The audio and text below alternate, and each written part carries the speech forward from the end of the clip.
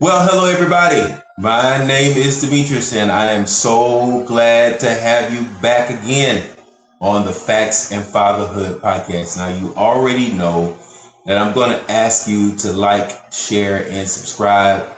Make sure that you share this podcast with someone. I'm sure you know someone who can benefit from this episode.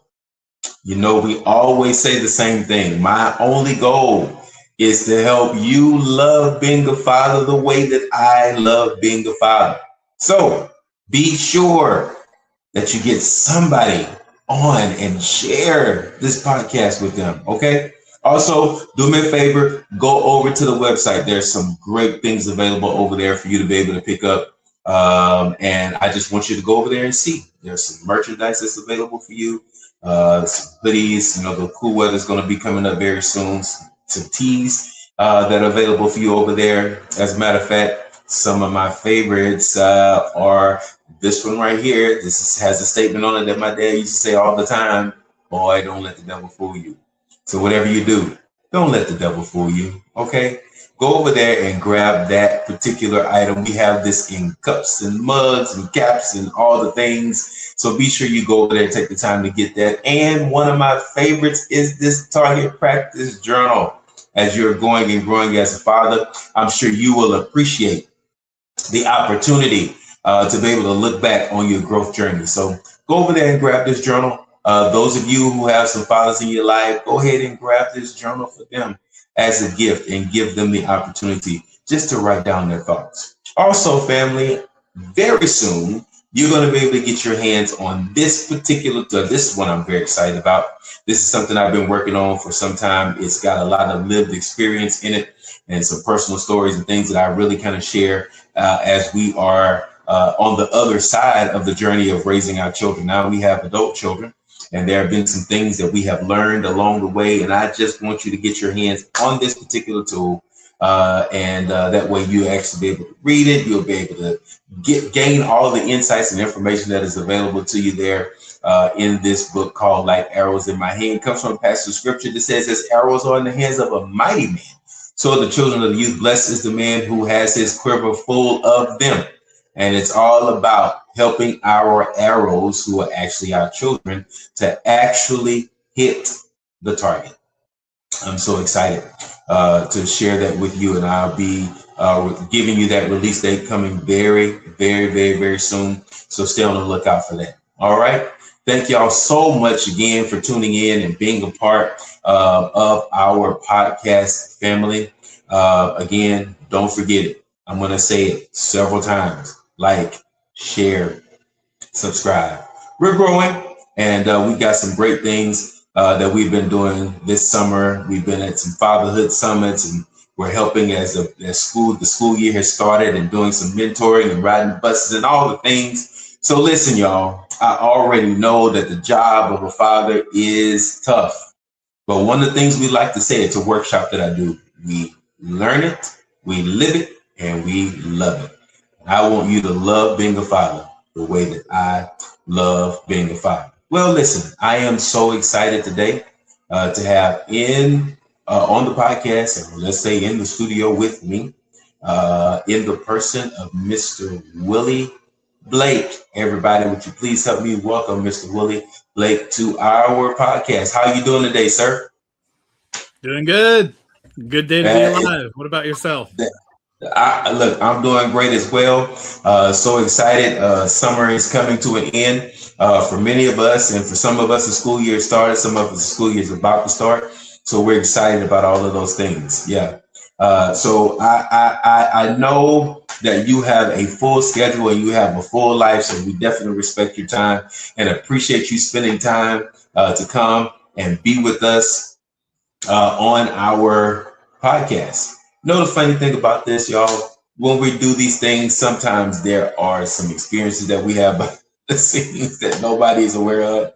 And Mr. Willie's had to be patient with us through some of our technicalities today, because sometimes technology performs the way that it wants to perform. And sometimes you just have to be persistent in order to get it to work like it should. So thank you so much for being with us, and thank you so much for your patience and your time with us while we work through that. So, Willie, can you tell us a little bit more about yourself? Tell us more about what you do and your journey and all the things. Yeah, first and foremost, I'm a girl dad. I have girls from ages 6, 4, 2, and 7 months. Crazy. I get it. And I also love just helping individuals. So I grew up, first grade, I was diagnosed with dyslexia.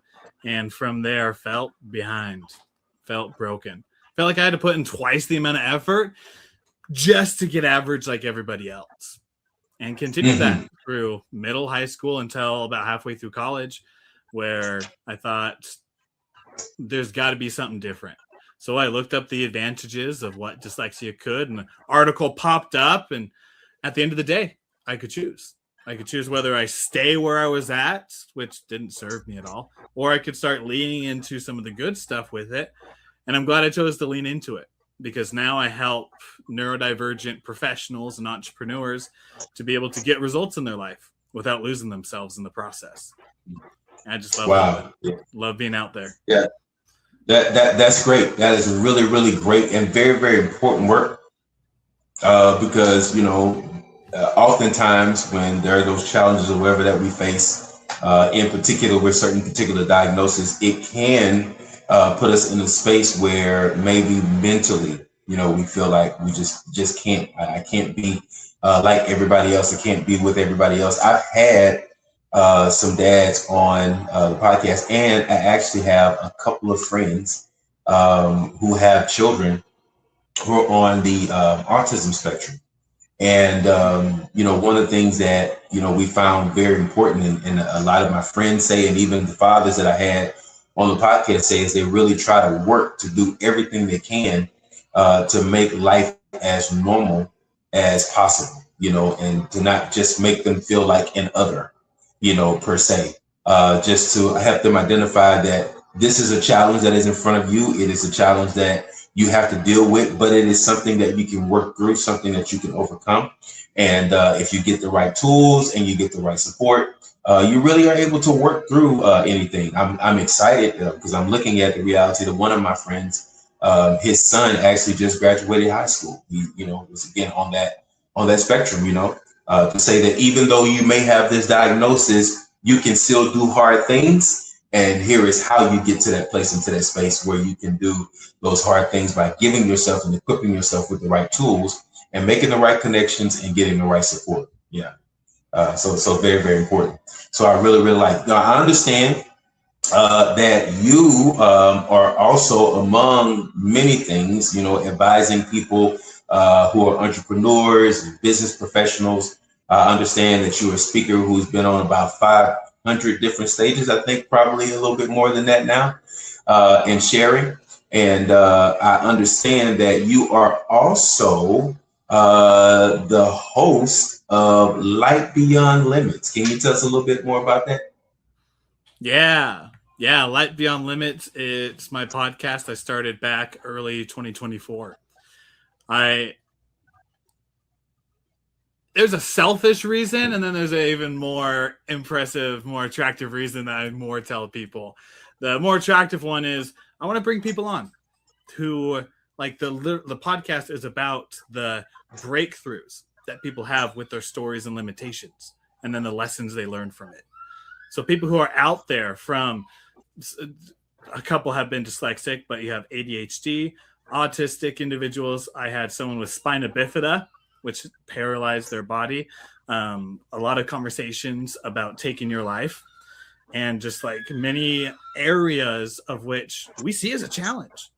We see as just an obstacle in our life that, man, I wish we didn't have it. But there's these people out there who have taken it and actually used it to such a great advantage. And I want to highlight them. I don't care if they're on a million stages or if that's the very first time that they're sharing their story. They need to be highlighted as the heroes because they stood up. And so that's what I like telling people, which it's true. Absolutely true. And the selfish side is I also wanted to work on my own communication. Back then I was working on speaking and getting on stages and stuff. And my storytelling wasn't as good as it could have been. My ability to use words wasn't as good as it could have been. And so it was another thing to be able to work at. but just bringing light to people and realize that amongst limitations, there's light on the other side. So good. So absolutely good. That what we say, silver lining, the light at the end of the tunnel, if you will.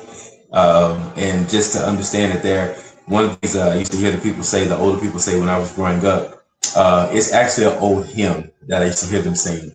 And the song says, "There's a bright side somewhere. Don't you stop until you find it. There's a bright side somewhere." So, although sometimes things look really dark and look really dismal, if you take a closer look sometimes, and if you continue to look, sometimes you'll actually be able to find where the bright side is. So I'm curious, in this journey that you took, what changed? How did you shift from that, self-doubt? And no doubt, when you're in that place of self-doubt, it tends to lead to where you're very hard on yourself and you can get into perfectionism and all the things. How did you make that dynamic shift into, coming into this place where you are now? I didn't know about it at the time. I didn't know what these big words were of self-doubt and self-esteem or being courageous and stuff. It was just like, try or don't try. That's basically how it was. Because again, big words were a thing. But come with me back to 2018. I came across a statistic, and this was about I went into college for my accounting degree, and then about a year and a half in, I knew how to do the numbers, but I didn't want to sit behind a desk. I wanted to talk to people. So I switched over to business. And as I was doing business, I came across a statistic. It wasn't motivational, but it said 95% of CEOs read 50 or more books a year. I thought that'd be cool. That'd be cool to be a CEO or a business owner. Ain't no way I'm reading 50 books, though. Someone who maybe I read average of one book at a time. Ain't no way I'm reading 50. But I can at least start. Because in my head, that's what I connected. To be a CEO, you had to read 50 books. So I said, okay, I guess even though it takes me a long time to read them, I'll start reading. So literally went to my bookshelf, grabbed the smallest purple self-help book I had, Rich Dad, Poor Dad by Robert Kiyosaki. Great book. Good one. And started to read. And I learned about business and psychology. I learned about what speaking and coaching was and like all these terms. And while learning about it, there's this thing called mindset. And I think people have their opinions on what mindset is. But like when you break it down, it's just a set of thoughts that you have over a long period of time. And it affects in which the way that you think. So the thoughts that I had, I started to learn, gather more perspective. And so this entrepreneurship rainbow that I thought everything was all good with it. No, there's actually some bad sides to it as well.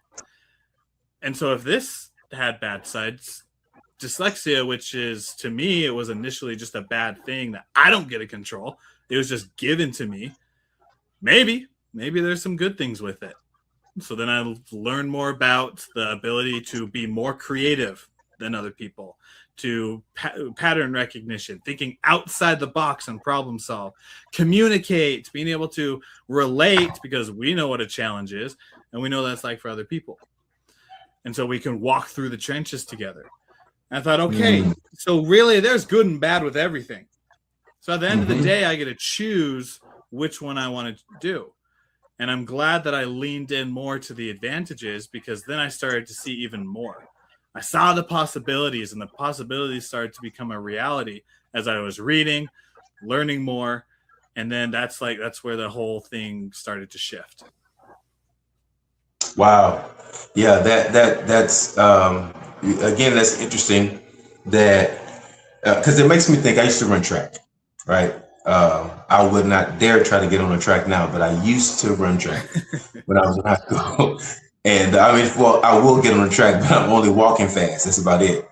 But when I ran track, I'm a guy. I'm an average height, and just the way my anatomy is framed up, you know, and my sons and my grandson even inherited it. We kind of have like this longer upper torso, but in the leg area, like the legs are a little short. So one of the things I hated doing in track and field, you know, if you give me like 100-yard dash, you know, I really didn't care to do like the marathons or like the long distance runs. But even if I was just going to be doing a sprint, man, did I hate doing hurdles. I hated it because, you know, having the short legs, you know, I don't have the long legs like the other guys that could just, you know, with a stride, you know, just get over. And I remember when I would run, and I first started doing hurdles, my coach, you know, I think I'm really grateful for him because he was so patient with me. Because what I would do is I would run, I'd be running full speed, and then when I would get to the hurdle, I would do like this little stutter step thing, you know, because I felt like if I could just give myself a little, I don't know, like I guess a cartoon character, if I could just do my little stutter step thing, it would kind of give me the ability to be able to bounce over or whatever. But he was letting me know, like, hey, number one, if you do that, you're probably not going to get over that hurdle, right? You're probably going to like, you know, hurt yourself or trip over the hurdle. And then if you do get over that hurdle, you're definitely not going to win the race, because if you do that at every single hurdle and you do that little stutter step thing, you're really slowing yourself down. You know, you're really not going to, you know, have success, you know, when it comes to running hurdles. And what he taught me was he taught me how to run. And then I almost kind of had to do this little count thing in my head. So, you know, it's kind of like run, you know. And so basically he taught me how to manage the hurdles. And so when I thought about your, you know, example, you know, being diagnosed with what you were diagnosed with, you know, the dyslexia and all the things, and then you're looking at, oh my God, it takes me a long time to be able to like read a book. And I'm like, I want to be a CEO, but man, that's a hurdle, right? That you have to really overcome. And you got a choice. Either you stutter step, you know, and you know, run into the hurdle and, you know, keep tripping them over, or you learn, you know, that time, that count, you know, because you know that the hurdle is there, you know, and knowing that the hurdle is there or the hurdle's being there does not mean that you don't have the possibility to win the race, you know, or you don't have the possibility to successfully run the race. So I really like how you chose to overcome that hurdle. And here's the interesting thing. There are a lot of people that I understand too. Sometimes they go undiagnosed, right? And not even, I'm not saying everybody who, you know, has struggles or anything like that, you know, should be diagnosed, but there are people who are undiagnosed, and then there are people who really don't necessarily have like this dyslexia or ADHD or anything like that. But I think one of the things that I think many people can still relate to is being stuck. You know, many men, I think sometimes, as far as like mentalities, our thoughts and our minds, you know, can bring us to the place where we sometimes are stuck. You know, and sometimes we're looped into a thought pattern, or you know, just really not seeing like a path clear, all the way clear. So when we talk about just the generality of being stuck, whether we're talking about with a diagnosis or without a diagnosis, with the condition or without one, talk to us a little bit about, you know, how we overcome being stuck. I think you're right on the money. Like with diagnosis and not diagnosis, guess what? Whether you go to the doctor or not, you still got the medical thing going on if you have something going on, right? Same thing with if it's mental or physical. Just like it's there, it's in your life. Doesn't matter if you go to a doctor or professional to get it diagnosed. So let's drop like the narrative of you have to go and get it. And I say that I'm not a physician or PhD or a doctor or anything, so I can't diagnose myself. But I have found that it is a lot better to focus on how to manage that works for you, rather than having to get a specific diagnosis to then label yourself and make it an excuse of, oh, well, I got ADHD. My mind's everywhere. I'm just going to take a step back. We can't do that as men. As men in society, there's the unwritten rule that we got to show up. We got to be quiet while we do it. And if it's not the manly thing to say, then we just hold back. And we don't, unless we got those close buddies, which I think most people don't, that we just got to deal with it ourselves. So the question of is like, when we're stuck, when we don't know what's going on, what the heck do we do? And there's a couple things come to my mind. First is find some buddies. Find some people so you're not doing it alone, because there are people out there. And guess what? They're probably going through the same thing as you are. Probably not exactly, but they're going through a challenge, and they need a friend as well to be able to go by. So I'm always for the advocating of don't do it alone. There are plenty of people out there, whether it's virtual or like your neighbor or in person. There are people out there to help. But on the mental fatigue side of, well, I get home, it's time to be with the wife and kids, or time to be with the kids, and I've been working all day. I don't want to give them my leftover energy, but sometimes it feels that's all I can give. How do I do it? And from myself as a father with 4 girls, having many of those days, as well as I'm sure people who are listening to this, they don't need you perfect. They need you present. Yes. So yes. Put down that phone. I know you want to decompress. Wait until after bedtime. But like, put down that phone. Look them in the eyes. Tell them you love them. Say hi to them. Be there at the dinner table.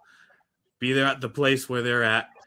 And they're kids. They don't really need you like for 3 to 4 hours after you get home from work. They just want you for 30 minutes, 45 minutes of just like intense. We're wrestling on the floor, having a lot of fun, or we're playing with the doll set and they're painting my nails and sipping tea.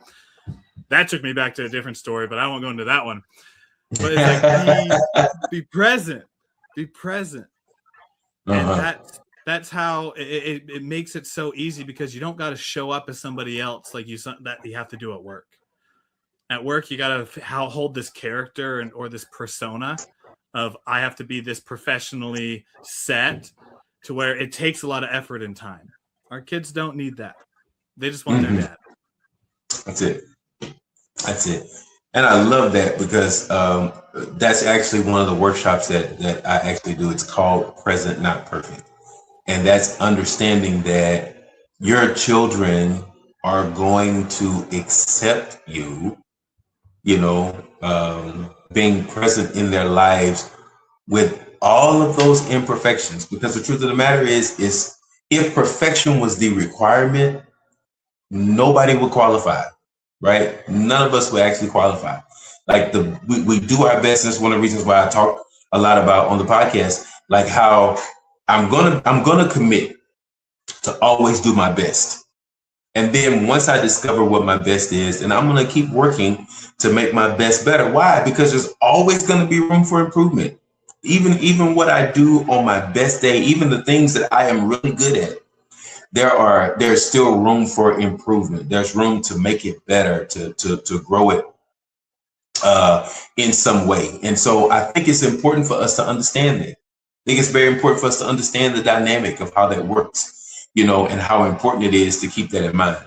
Tell us a little bit about the 2% rule and how this works, this framework works to help those that are stuck. Yeah, 2% rule came from when I was trying to go from reading from one book to then 12 and upwards from there, but didn't have a name for it back then. But the 2% rule, if you have a goal that you're working toward, or a dream, vision, finish line, whatever verbiage you want to use, and it's like, that's 100%. That's the check mark off the bucket list item. The 2% rule is taking 2% action every single day to get to that goal. And it comes down to, it's not literally like 100 divided by 2 is 50, so it takes 50 days to do it. It's less about that, because some people have different things they're going for. The ones who want to lose 5 pounds, you can probably do that in less than 50 days. For people who want to be able to build like the Colosseum in Rome, might take you more than 50 days if you don't got the resources and people for that. So it's less about exactly the numbers and more about doing something that is a little bit out of your comfort zone, but still small enough to where you're actually moving. What people do, there's this, when you got the perfectionists and you got the people who consider themselves lazy. The perfectionists, what do? I sit in this boat quite a bit. The perfectionists, they think of the 100% of I have to do everything like this. And just like you go to a buffet and you fill up that plate and it's full and you look down that table and you still see the brownies and cookies that are still down there. You're like, man, either I grab a second plate and look fat to everybody else, or I go back and hope that they're there when I come back for seconds. It's like there's so much on the plate that we don't know what to do, and we get paralyzed. We hit analysis paralysis. So it's breaking it down to where you don't feel that. And one thing I always say to it is that if it still feels too big, you haven't broken it down small enough. Keep breaking that down. On the other flip side, the 1%. If you focus on 1%, first off, it doesn't get a fire within you. It doesn't make you like want to go do things, and you stay comfortable. You do things that you've always done. Oh, I'm not going to make that phone call to a potential investor, and instead I'm going to post another motivational quote on social media. Or I'm going to answer this email because it could work well, rather than putting down your phone and having the brain power to just be with your kids. Or instead of you relaxing on the weekend and playing that video game that you love to do, taking your wife out to dinner. It's like 2%. That's a little bit harder, out of your comfort zone, but still small enough to where it's like, okay, I can still be able to do it. So that's like the sweet spot that I found personally in the people I work with, which is 2% every single day to get to that goal. I love it. One of my managers one time was talking to me about something that we read in one of those seasons where the workload was enormous. And you know how sometimes these companies, they just kind of send down the pike all of these things that have to be done, and they've got to be done within this certain time. And sometimes the expectations that they have seem insurmountable and unrealistic. And so I was really kind of communicating with giving my immediate supervisor some, feedback, on what this is. And like, hey, you guys kind of started one project, and then you sent us another project, and we got 3 or 4 projects on top of one another. And then we've got this thing that has to be completed and all the things. And of course, you have to prioritize in that moment and do a lot of delegation and a lot of, overseeing, because you really can't get it done yourself. And I remember him saying something to us, because all of us eventually got on the conference call because we were all feeling the sting of what this was all about. And so he said, okay, listen, guys, there's a lot going on. There's a lot we have to do. He says, but I want y'all to understand this. He says, I'm going to ask you a question. And he says, I want one person to respond with the answer. And out of all the things that we were sharing with him, his question to us is, I want somebody to tell me, how do you eat an elephant? Like, what? What do you mean? How do you eat it? We're not talking about eating elephants here. We're talking about trying to keep all of this workload completed, within a particular point in time. We've got the holiday season going. That was retail, by the way, but a holiday season coming up, and we're trying to figure out, like, how do we get all this stuff that you guys have compressed, into, and you want the new shelving done, and you want, the fixturing redid, done, and blah, blah, all the things. And he says, so my question is, how do you eat an elephant? And we were just all just dumbfounded. Like, what do you mean? Like, please help us understand. And then he says, you eat an elephant one bite at a time, right? Big elephant, right? Intimidating, looking at the reality of the goal of eating an elephant. But if you're going to successfully eat the elephant, none of us can swallow the elephant whole. None of us can eat the elephant in one big gulp or one big bite. So the only way for you to be able to eat an elephant is one bite at a time.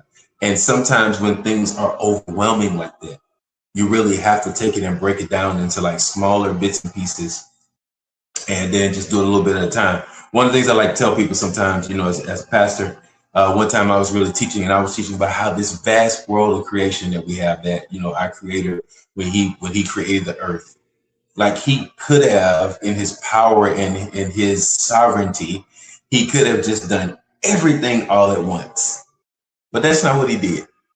He literally took a series, according to what we read in Genesis, of 7 days. And he did something on the first day, something on the second day, something on the third day, so on and so forth, until he had completed the work of creation. And I said, I think one of the things that we can learn from that, number one, we can learn that there's a pattern and that there's a process, to getting things done. And then one of the things, my favorite things about that is every day at the end of the day, when it says the evening and the morning were the first day, or second day, or third day, it says in the evening and the morning were the first day. And every single day ends the same way, that he looked at what he created that day and he said, it was good.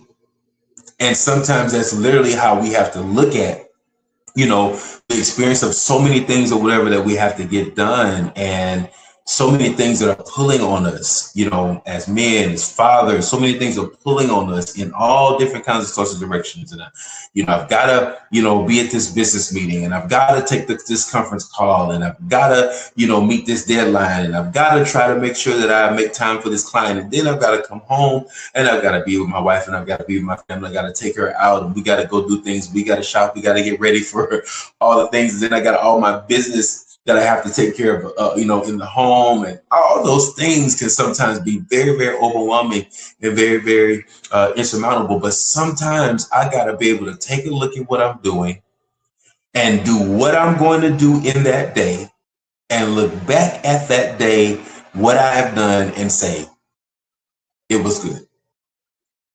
Rest, close my eyes, get some sleep, get rejuvenated, get recuperated, and then start the next day. Because there's always going to be something that needs to be done.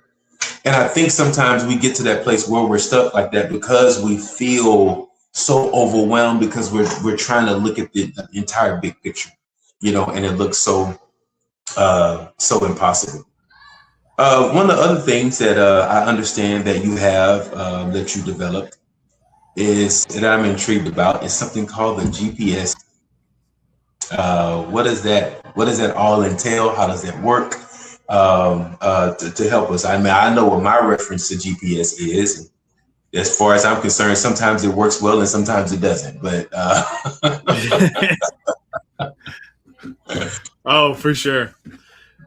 So with the GPS method, it's, you got your phone, open the Maps app, whether that's Google Maps or Apple Maps. And between when they used to have, for those of you listeners who are maybe younger, our parents used to have these physical maps in the car, to where they would open them up and would literally have every state, would have the nation right on paper. The person in the passenger seat would have it right in front of their face, and there's always like that little turn the paper, which the heck direction are we turning in? In between that and then the phones that we have today, there was the little GPS system, to where it's just an older version of, you put in where you want to go and it takes you there. So it's in reference to that, but instead of global positioning system, it's an acronym for 3 different things. First one is get clear. Second is plan the route. And then third is start moving. And these go with the goals that you're working toward. So with get clear, where are you headed? What's that dream, vision, finish line, northern star? What is it that you are wanting? Could be a resolution, could be something set in the year. But what is it you actually want? And I think this doesn't really have to be what our parents want or what our coworkers want. No, we're asking what we want. We're saying this is what I want.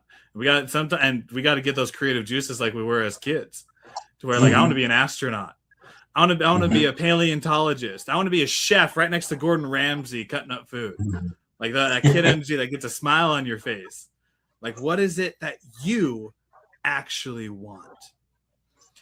When you know that, then we can look at where you're at.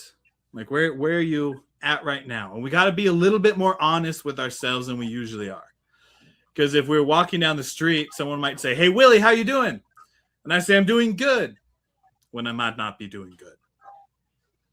We got to be honest. So like, and what it looks like is in different areas of, if it's physical, do we have a six pack, or do we have energy to carry us throughout the day? Or are we sitting there with a keg as I pat my stomach, trying to lose a little bit of weight? Financially, are we financially independent? Can we take time off and go on vacation, or are we living paycheck to paycheck? Socially, can we carry a conversation? Can you ask questions? Or is it just hard to talk to somebody? When you know about more where you're at, just like when you open the Maps app, it asks where you're going and where you're at, the more specific you can be, the better direction that you have.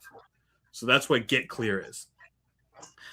P for plan the route is, okay, you know where you want. Now you're going to hit directions.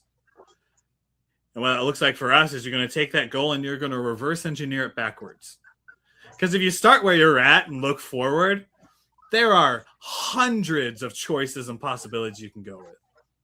But I found for myself and the people I've worked with, when we start in the back and go to where we're at, we find these milestones we have to hit.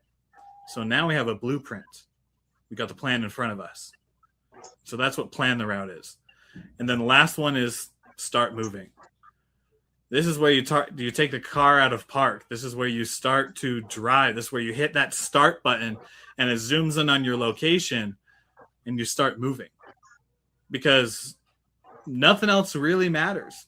If I'm going to Disneyland from my house, I can be the most excited. I can have my family back there. We got our Disney hats on. We're just like pumped, ready to go.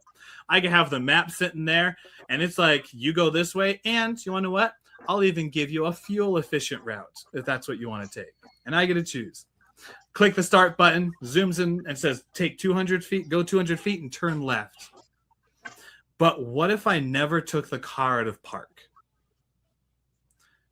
I ain't getting anywhere. I'm staying exactly where we're at. Doesn't matter how motivated I am, or if AI or myself created the plan that was so perfect. If you don't take your car out of park, you can't do it. So the S for start moving is probably one of the most crucial, because while you're moving, that's where you got the steering wheel and you can start adjusting. You can adjust and adapt. That's where, in the funny spiritual sense of like Jesus take the wheel, just like Jesus can't take the wheel if the car's not moving. Because it's irrelevant at that point, because if the car's not moving, the steering wheel's just sitting there as a piece of plastic as we start moving. So GPS, get clear, plan the route, start moving. I love it. And I really like that thought of moving with clarity. Because I mean, I can even think of my own life. One of the things that I got looped into, and I really try to help younger people not fall into this same trap where there were so many people and they meant so well. So they meant very well. They didn't mean any harm.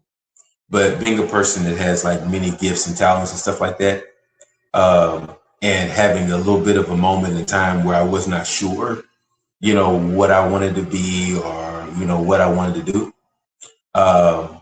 you kind of end up falling into the trap of this statement that people make. I think you should be, or I think you should do, right? And sometimes the I think you should be and I think you should do can sometimes lead you just down following all of these trails, of different things that you really don't want to do, but you kind of want to do them because, you're trying to take the advice that everybody's trying to give you. And they're just evaluating you from the outside. Like, so there's a limited, perspective, and value.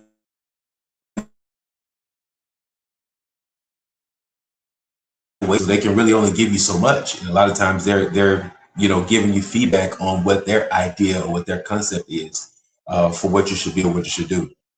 I actually ended up going to a college that I did not want to go to because I was influenced by someone. I was actually even taking a major at that college that I didn't. Every day that I went to class, I was like, just why am I here and why am I doing this? And when I got to the point where I asked myself that question, like, what do I really want to do? Where do I really want to go? And then it was something about asking myself that question and sitting with that question that made me give like serious consideration to the direction that my life would take. And I felt empowered in that moment to really be able to make that decision. And so, man, that is so pivotal. That is so pivotal. And I understand that this is something that even as dads, that we have to. I've said to people before that I have to develop myself as a man, because the better I am as a man, the better father I will be, the better husband I'll be, the better all things I will be, because the root of all of those things and roles that I play, the root of all those roles is me as a man. And so in developing myself as a man, I recognized where I had to kind of shore up on some things. And so I believe this is one of those things that becomes important for us to really learn, hone in, and develop within ourselves so that we can successfully teach it to our children that are coming behind us, so that they're never in that space. Like, I really was passionate about, giving it to my children so much to the point to where we actually, after about the second or third grade, we actually homeschooled them for the rest of their school career. We homeschooled them all the way through high school. And one of the things I had them to do as a writing assignment was I had them to write it multiple times. I had them to do what's called like a life purpose statement. And it was because I really wanted them to think, you're a teenager, you're going to blink your eyes and you're going to be 20. So I want you really to be thinking about who you are, and what you really want to do and why you feel you're here. Like, what is your purpose for being here? So they would write that life purpose statement. They bring it to me, and I would read it. And I said, okay, that's good. And they're like, yeah, I'm finished. I'm like, no, you're not finished. But you go back and think about it again and write it again, because I just really wanted them to get in the habit of really thinking along those lines, of understanding and knowing, who they are, what are their skill sets and stuff that they have, what are they naturally attracted to, and all those different things, so that they could move, in that particular direction. So I really like that with the GPS method. Can I add something to that? Yes. There's a thought came to my mind of his last name's Holland, but his first name Tommy, and he was telling this story of him and his dad going down this trail. And they went camping, came back, going down this trail, and they came to a Y in the road. So the dad got out and he's looking both ways, and he's like, okay, which direction should we take? Talking to his son. And Tommy says, well, I don't know. So he says, okay, let's pray about it. So they said a prayer. And after the prayer, looked at the trail, and little boy at the time, probably 9-10 years old, looks, and he's like, the right path. That seems like the good one. He says, okay. So they got back in the truck and started driving down. 2 miles down, the road ended, and the rest was just the beaten path. And so he says, well, I guess we got to turn around, and it was the other one. So he flipped around. As he was driving back, the kids thought, I felt good about that path. I felt good about the decision that I made. Why did God tell me that this was the good decision when it was the other one? And his very wise father said, well, sometimes God gives us the right path, but I think most of the time God lets us choose. Because when we choose, It's a lot faster than if we don't choose, which I think is missed in this day, which is that no decision is the worst decision most times. By going down the wrong path, driving 2 miles and having to drive 2 miles back and then going, they were able to then know the right answer and go down the right path rather than if they just sat there trying to figure out, oh, which path is the right one to go down. So I think sometimes as fathers, we think that there has to be the perfect decision. And it comes from a sense of caring so much for the ones that we love. Like, we want the best for our kids. We want to make sure they grow up and become responsible adults, that they have everything taken care of for them, and that they enjoy their childhood, that they have smiles on their faces. We don't like to see them cry. They might do something that upsets us, and we might get after them, maybe put them in timeout or whatever way in which you do it. But we don't want that permanently. We want to see them have fun. But these decisions that we make sometimes, I think we sit there saying, we got to make this perfect decision. But then we, in return, by not making a decision of just trying it out, doing it messy, potentially failing fast and failing forward, we get stuck. We sit in indecision. And then people outside, maybe it's our spouse, it's just like, well, why didn't you make a decision? Why haven't you called the mechanic yet or called the insurance company yet? Oh, I'm still making a decision about if I'm doing it. Or if our kids come up, hey, Dad, can I play sports? Can we do either soccer or baseball? And you're like, well, $90 here and $160 there. I don't know if we'll be able to do that this year. I'm sorry, kiddo. But like, let me think about it a little more. It's the indecisions in which I feel make the most mental toll on us. I think it's because, one, that we feel so overwhelmed by everything going on just as being a guy. And it's not something you can really explain to anybody else. It's just like being a man. There's just that silent feeling that we get, even though we can't put words to it. Just like that overwhelm, we put the burden of the world on us just so that everybody else around us who we love, who we care about, can have the best life that they want. But then also, I think we try to stay too busy. I think that our inability to even just start and moving comes from us having to have our minds continuously going, have videos going on in the background while we're doing laundry or the dishes, working a little bit extra late so that we can provide for our family, but really maybe there's something else going on. Or watching TV just so that we don't have to slow down. Because I think subconsciously we realize that if we slow down, we might actually find something out about ourselves. Wow. So true. And so many times people get into those things. And I think one of the things that was mentioning that you also talk about is getting into those mindset traps, right? That, bring us into those loops and into those spaces. And a lot of times we get to that place where we really are overwhelmed. I like what you said earlier about really getting to a place where we can find us somebody, right? Because none of us are 100% strong 100% of the time.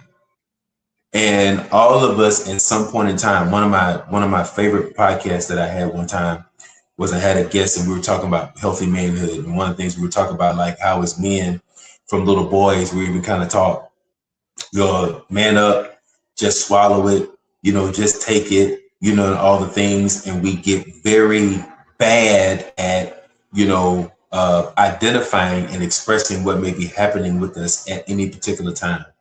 And so we kind of tend to think, and it's crazy, but it's true. We kind of have the tendency to believe that our frailty of humanity, or that us being human, is us being weak, right? And so a lot of times we're not expressing. And the truth to be told is that we've not even been designed to hold all of those things. We've not been designed to, emotions are a gift to us. I say that emotions are a gift to us. And when we utilize those emotions the right way, I know a lot of us are operating sometimes from what I call damaged emotions, but emotions are a gift to us. And I like to say they're indicators. They're like the lights that come on the dashboard. They kind of let you know, hey, there's something going on under the hood that you can't necessarily see. So that light comes on the dashboard so you can actually see, oh no, there's something going on, or up under the hood, or there's a notification that says that your air pressure is low in your tire, or that check engine light comes on to tell you that something's malfunctioning, or maybe your gas cap is I've had that experience before. Maybe your gas cap is loose, right? But something is happening, and you have all of these systems that are in your car, and these indicators are flashing at you to let you know, hey, something's going on here. And then you have a reference point, because then you can look in your owner's manual, look at what that indicator light means, and then follow the suggested course of action to remedy that, so that the light turns off. And sometimes, when we're in that space where our emotions are out of whack, and when the anxiety is, has risen, it's an indicator. It's telling us, right? It's alarming us and alerting us that something is happening, that something is going on, and maybe I need to back up for a moment. Or maybe this is time where, hey, I need to call one of my buddies, and we just need to go down and sit down and have a cup of coffee or something, and let's just talk about it. And I need to be able to say to my buddy, my pal, man, listen, I'm just not feeling it today. I'm overwhelmed. I need to be able to say that. I need to be able to say that openly and freely, and without him losing any respect for me, because I'm being honest and vulnerable like that in that moment. And I think those moments of vulnerability really can help strengthen us to be all that we can be. Like one of my favorite passage scriptures says, "Iron sharpens iron." Like, as iron sharpens iron, so is the countenance of another man. So sometimes I just kind of need to be in the presence of, someone, who can kind of build me, who can kind of encourage me and strengthen me. And I don't get to that place where I'm so overwhelmed, where I get stuck, and I become, paralyzed, by what is happening and going on around me. So tell us a little bit more about where we can find you. Tell us a little bit more about like where your podcast is, your website. Maybe someone, wants to, because by the way, y'all, Mr. Blake here is a coach, and he can kind of help walk you through some of the things that maybe you're facing, as fathers. Maybe you are a father who has a child or has children who maybe are dealing with some diagnosis like dyslexia or ADHD or something like that. And maybe you want to try to book a session or something like that to maybe see what it takes for you to be able to work through those things and those challenges, or to help your child to overcome those challenges. So tell us a little bit more about that, Mr. Blake. Where can we find you? I'm sure you're all over social media and all the things, but let us know where your website is, and maybe where someone can connect with you. Yeah, I make it easy for everybody. I like simplicity, so I assume everyone else does too. So all of it can be found in one place, which is my website, and it's coachwillieblake.com. There you'll be able to find all of my social links to connect with me on there.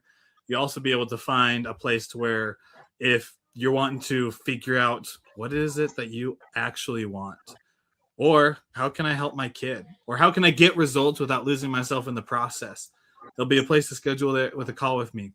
And then for awesome people who are on podcasts, awesome people for sure, who listen to awesome podcasts like this, I also have a resource on there called Break Free, which is the 12 limitations, what their names are, and how to shatter them.